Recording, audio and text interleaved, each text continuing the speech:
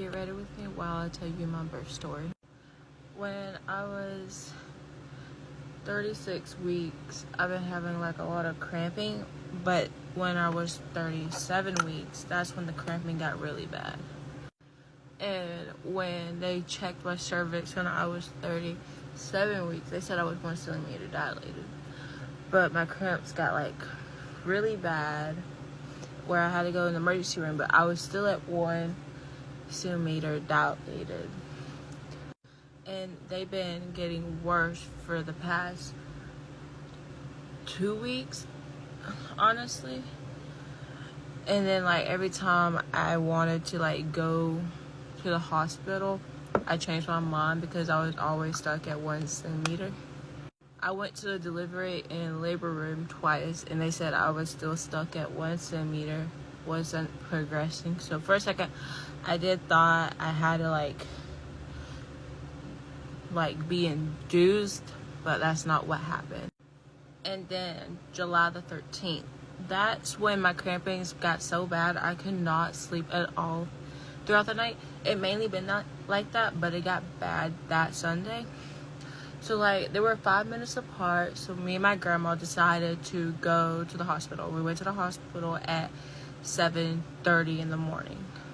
So they did check me when I got there, and I was at 4 centimeters, which was shocking, honestly. And then they checked me 2 hours later, which I was at a 5, and that's when they decided to admit me. And then when I was at a 6, that's when they called my doctor in to break my water.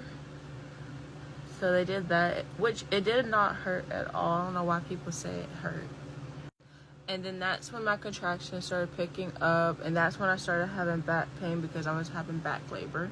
And then they asked me to like either walk, but when I started having back pain, they asked me to go in doggy style so they could put pressure on my back to make me feel a little bit more better. So that's what they did. And then like I was at a 7, but when they checked me again, because I said I felt like I had a push, that's when they checked me again, when I asked my grandma to call the nurses in, they said, oh, you're at a 10, so this baby's about to come. But when I was about to push, my doctor did say on my right side, my cervix was not thin at all. So they did have to pressure it so where I can push. And I kept on pushing, but every time when they kept on saying, oh, you're almost there, I low-key stopped pushing. I don't know what was wrong with me, but that's when I stopped pushing. Like, every time when they said that, they're like, oh my gosh, she's almost there, keep pushing. And I low-key just stopped, like, every time when they kept on saying that to me.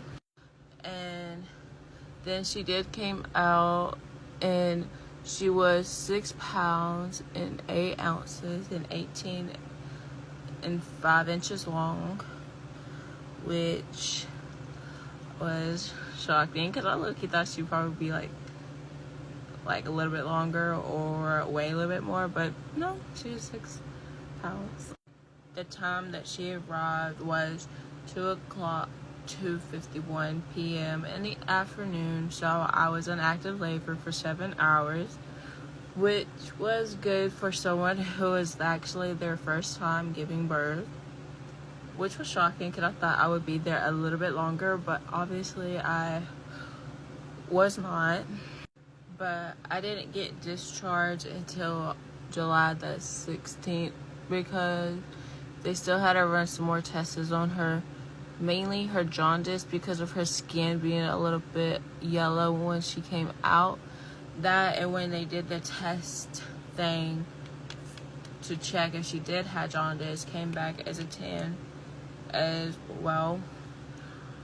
But they did keep me in there longer because of her testing, so I didn't get discharged until July the 16th.